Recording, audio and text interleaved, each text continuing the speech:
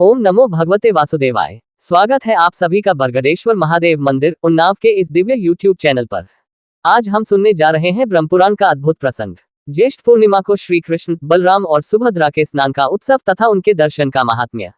अध्याय 35। यदि आप भी ऐसे ही दिव्य पुराण प्रसंगों को सुनना चाहते हैं तो हमारे चैनल बरगदेश्वर महादेव मंदिर उन्नाव को सब्सक्राइब करें। हर दिन शाम 5 बजे हमारे चैनल पर आपको ब्रह्मपुराण कथा सुनने को मिलेगी और धीरे धीरे हम सभी 18 पुराणों की कथाएं आप तक लेकर आएंगे। अगर आपको किसी विशेष पुराण या प्रसंग से जुड़ी जानकारी चाहिए तो कमेंट में जरूर पूछें, हम आपकी जिज्ञासाओं का समाधान अवश्य करेंगे। तो आइए शुरू करते हैं दिव्य कथा। मुनियों ने पूछा, ब्रह्मा जी, भगवान श्री कृष्ण का स्नान किस समय और किस विधि से होता है?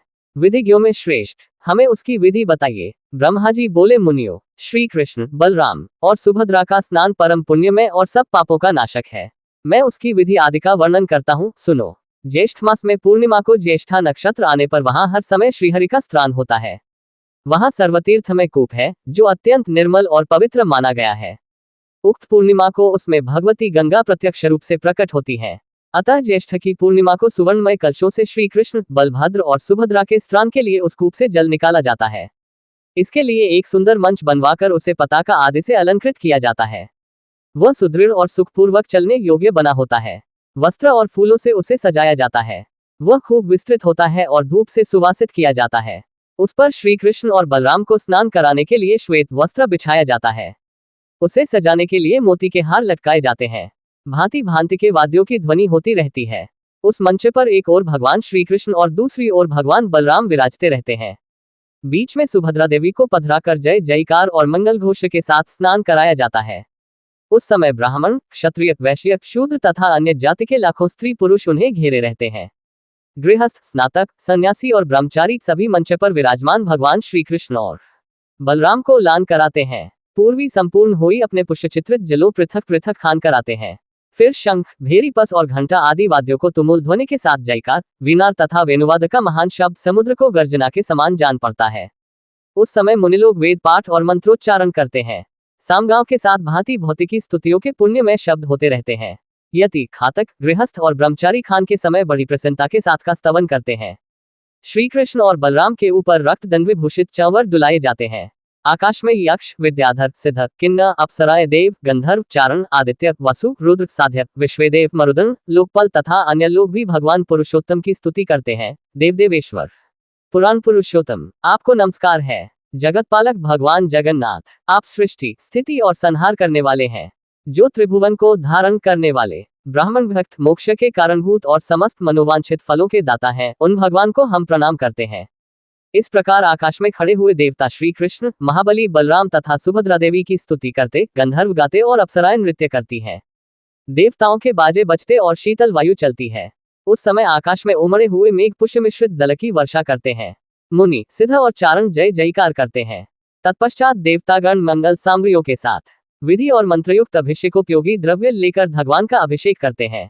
इंद्र, सूर्य, चंद्रमा, धाता विधाता, वायु, अग्नि, पूषा, भग, अर्यमा, त्वष्टा, दोनों पत्नियों से विवस्वान, मित्र, वरुण, 6, वसु, आदित्य, अश्विनी कुमार, विश्वेदेव, मरुदगण, साध्यक, पितर, विद्याधर, पितामह, पुलस्त्य, पुलह, अंगिरा, कश्यप, अत्रि, मरीचि, भृगु, ऋतु, हर, प्रचेता, मनु, दक्ष, धर्म, काल, यम, मृत्यु, यमदूत तथा अन्य अनेकों देवता का अभिषेक करने के लिए इधर उधर से आते हैं और सुवर्णमय कलशों में रखे हुए पुष्प मिश्रित आकाशगंगा के जल से श्री कृष्ण, सुभद्रा तथा बलराम जी को स्नान कराते हैं तथा प्रसन्नता पूर्वक इस प्रकार उनकी स्तुति करते हैं।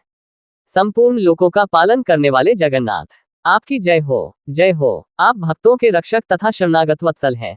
संपूर्ण भूतों में व्यापक आदिदेव, आपकी जय हो। नानात्व के कारणभूत वासुदेव, आप असुरों के संहारक, दिव्य मत्स्य रूप धारण करने वाले, समस्त देवताओं में श्रेष्ठ तथा समुद्र में शयन करने वाले हैं। योगिवर, आपकी जय हो, जय हो। सूर्य आपके नेत्र हैं तथा आप देवताओं के राजा हैं। वेदों में आप ही सर्वश्रेष्ठ बताए गए हैं। आपने कच्छप अवतार धारण किया था। आप श्रेष्ठ यज्ञ स्वरूप हैं। आपकी नाभ से कमल उत्पन्न हुआ था, इसलिए आप पद्मनाभ कहलाते हैं। आप पहाड़ों पर विचरने वाले तथा योगशायी हैं।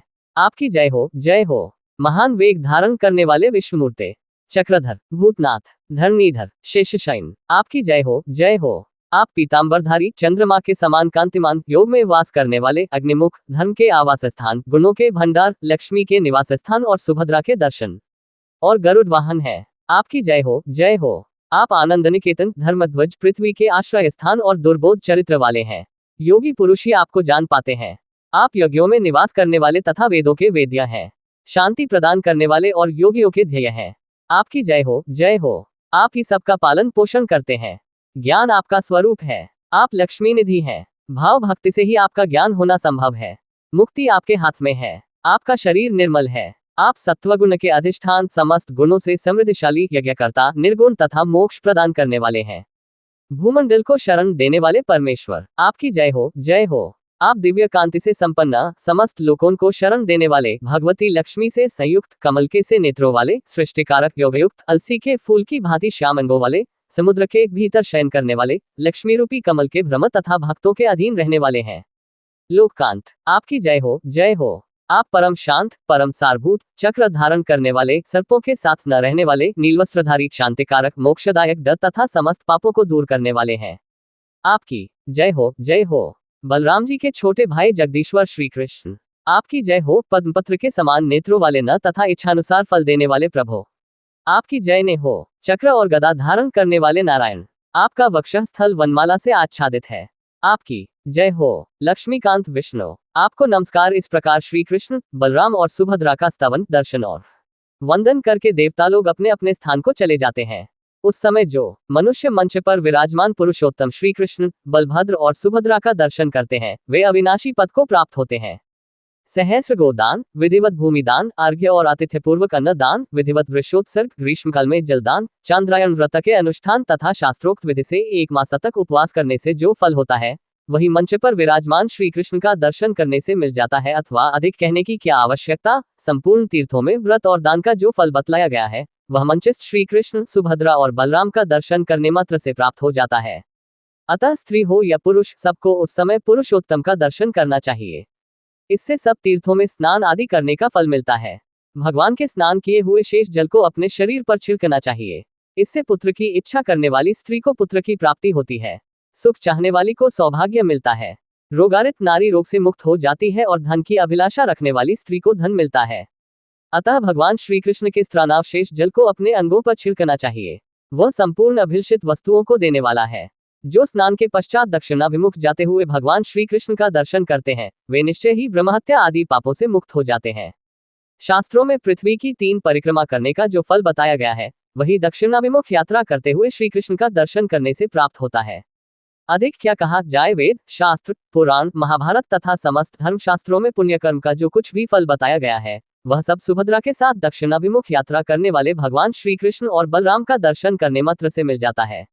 यदि आपको हमारे वीडियो ज्ञानवर्धक लगे तो लाइक, शेयर और सब्सक्राइब करना न भूलें, ताकि अधिक से अधिक लोग पुराणों की इस अमृतधारा से जुड़ सकें।